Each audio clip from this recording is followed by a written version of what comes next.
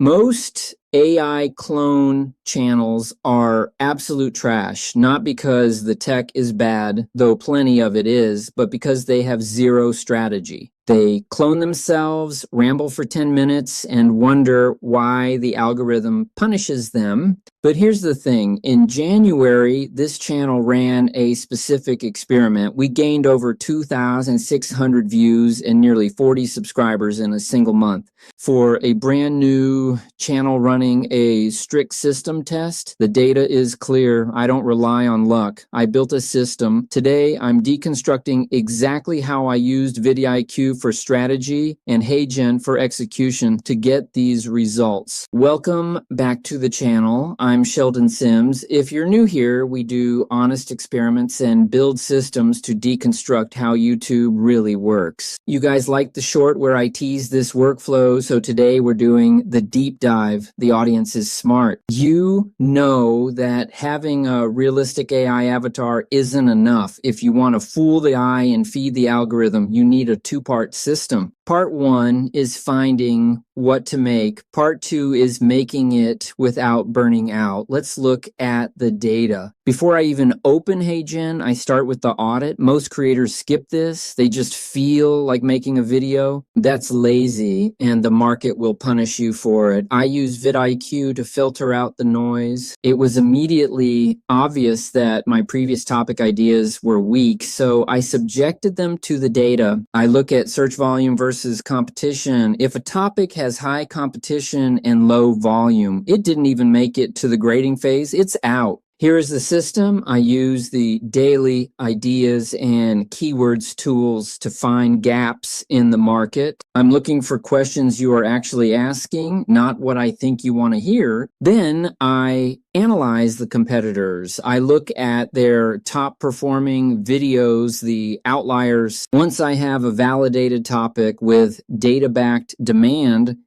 only then do I move to production, strategy first, pixels second. Now you have a winning topic, but here's the thing. Traditional recording is slow. Lighting, audio, retakes, it's friction, and friction destroys consistency. This is where HeyGen comes in. But let me be clear, if you want to fool the eye, you can't just use the default settings. You need a system to quality check the output. I pitted the industry giants against each other. And HeyGen is currently the only one passing my 10-point evaluation system. I look for micro expressions, proper blinking patterns, and breath gaps. If the avatar looks like a bad zoom background or the lip sync drifts, it's trash. With HeyGen, I can take that validated script from vidIQ and turn it into a video in minutes, not hours. This allows me to focus on the content rather than the camera settings. I can scale the output to match the demand I found in step one. This is the force multiplier. Because HeyGen removes the production bottleneck, I can react to vidIQ's data in real time. If vidIQ tells me a specific keyword is trending today, I don't have to wait until the weekend to film. I can script it, generate it, and upload it the same day. This January growth, 2,600 views, wasn't an accident. It was the result of high-frequency testing. I used vidIQ to identify the angle and HeyGen to execute it immediately. The audience respects systems, not shortcuts. This isn't a shortcut. It's an optimized workflow. So if you're thinking about automating your face, don't just buy the tool, build the strategy, use vidIQ to find the target and HeyGen to hit it. If you want to see me apply this system to a massive channel that's currently hiding their use of AI, hit that subscribe button. I've got a deep dive coming up that's going to expose some serious red flags. Thanks for watching. Trust the system. See you in the next one.